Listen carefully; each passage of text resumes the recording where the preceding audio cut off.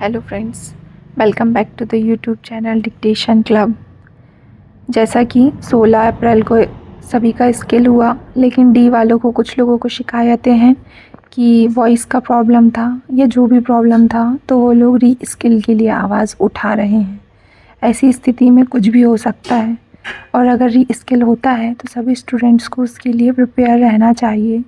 इसीलिए यह सीरीज़ री स्किल के लिए डाली जा रही है, जो ग्रेड डी का डिक्टेशन आया था उसी लेवल के डिक्टेशन होंगे। तो ज़्यादा समय ना लेते हुए 80 शब्द प्रति मिनट की गति से डिक्टेशन स्टार्ट करते हैं 5 सेकंड के बाद।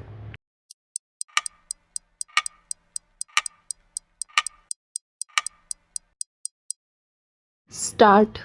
यह सर्वविदित तथ्य है कि रेल और रक्षा के बाद वक्फ के पास देश में सर्वाधिक संपत्ति है और इसमें सुधार की आवश्यकता भी बहुत दिनों से थी। ऐसा नहीं था कि इस पर प्रयास ना किया गया हो। इस पर तो वर्ष 1976 में सुधार समिति लाई गई थी। रहमान खान की रिपोर्ट भी आई थी।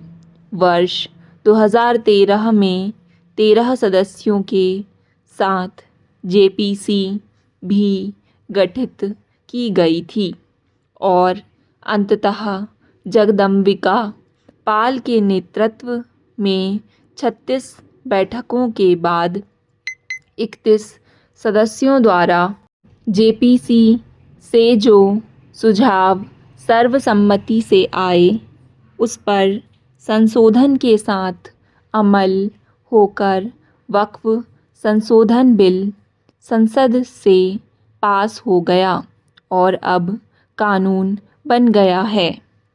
धार्मिक संस्थाओं में समय समय पर व्यवस्थाओं में परिवर्तन होता रहता है, उसमें सुधार होना भी अति आवश्यक होता है। बहुत सारी धार्मिक संस्थाओं में कोर्ट के हस्तक्षेप से काफ़ी सुधार हुए हैं और होते रहते हैं।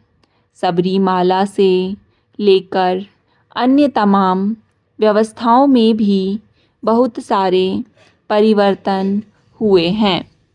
निश्चित रूप से इन परिवर्तनों को राजनीतिज्ञ अपने चश्मे से देखते हैं और समाज में उनसे संबंधित लोगों का अपना नज़रिया है, परंतु राजनीतिक चुनौतियों के बीच हमें देश के आम नागरिक के रूप में इसे लेना चाहिए।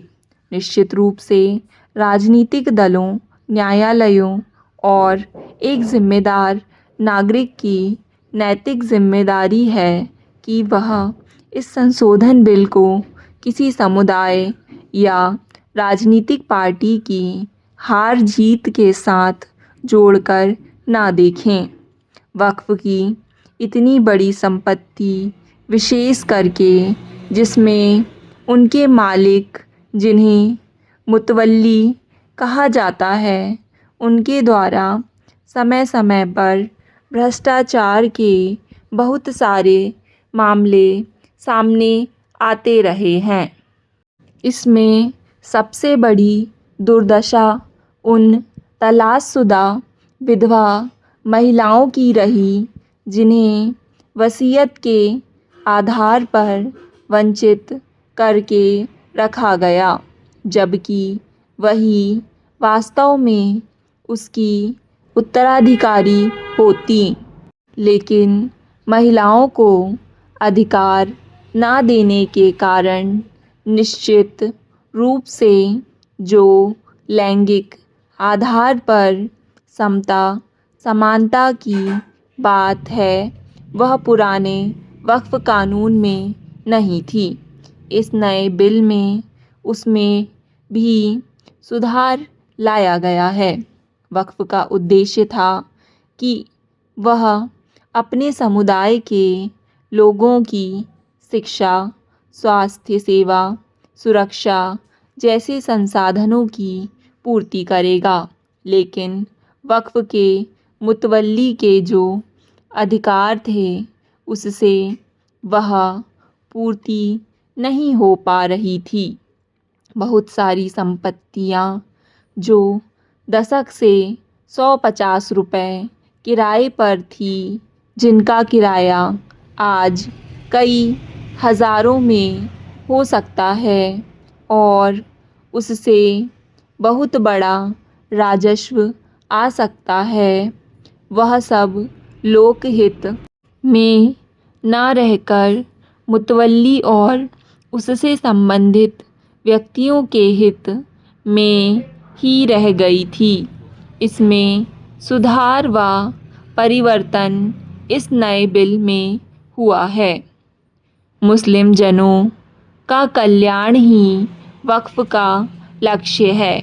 उसके लिए आधुनिक तरीके से संसाधनों को जुटाना होगा, जिसमें आर्थिक संसाधन भी हों और संसाधनों के आधार पर समावेशी विकास भी हो। ऐसे सुधार की आवश्यकता थी। नई नीतियों से वक्फ संपत्तियों की अवैध बिक्री व बर्बादी रुकेगी, जो वक्फ के अयोग्य संरक्षकों द्वारा पहले की जाती रही है, क्योंकि अब उनका एकाधिकार नहीं रहेगा। इससे जो संपत्ति अर्जित होगी वह पूर्णतः मुस्लिमों के कल्याण के लिए होगी, जो नए बिल के आने से काफ़ी बड़ी धनराशि भी हो सकती है। इन सभी बातों को इस नए बिल में लाने की कोशिश की गई है। साथ ही जवाबदेही, जो किसी भी संस्था को चलाने के लिए आवश्यक है, उसकी सामूहिक जिम्मेदारी, जिससे एक लोकतंत्रात्मक व्यवस्था विकसित होती है और पारदर्शिता बनी रहती है, वह सब इस वक्फ संशोधन बिल में पूरी तरह से शामिल है। इस संशोधन बिल पर जिस प्रकार से पक्ष और विपक्ष द्वारा इसे किसी समुदाय से जोड़ करके बयान दिए जा रहे हैं, उससे लगता है कि राजनीति भी अब लोकहित के लिए नहीं है, बल्कि राजनीतिक दलों की प्रतिबद्धता में ही सीमित होती जा रही है, जो किसी भी सशक्त और समर्थ लोकतंत्र के लिए कदापि उचित नहीं है। यहाँ तक यह तथ्य समीचीन है कि वक्फ संशोधन किसी पार्टी का नहीं है, बल्कि यह संशोधित बिल देश हित में लाया गया एक प्रयास है और जिसमें पारदर्शिता और समावेशन को सुनिश्चित किया गया है। इसमें जिस प्रकार माफिया लोगों का आतंक था और दुरुपयोग करने की प्रवृत्ति थी, उस पर इसमें अंकुश लगाने की पूरी कोशिश की गई है। यहाँ सरकार की तरफ से स्पष्ट कहा गया है कि इसका कदापि गैर इस्लामिक प्रयोग नहीं होगा। नए वक्फ बिल में कुछ ऐसी चीज़ें हैं जिनका आज के दौर में होना बहुत आवश्यक है, जैसे टेक्नोलॉजी को जोड़ना, ट्रिब्यूनल को अधिकार देना, ट्रिब्यूनल से संतुष्टि ना होने पर शीर्ष कोर्ट जाने का विकल्प, तलाकशुदा महिलाओं, विधवाओं के अधिकारों की सुरक्षा करना और किसी भी विवाद में अदालत जाने का विकल्प खुला रहना, जो पहले वक्फ कानून में नहीं था या सीमित था। विपक्षी दलों द्वारा यह कहना मुस्लिमों को दूसरे दर्जे की नागरिकता मिल जाएगी, उनका यह मानना कि यह संविधान पर हमला है।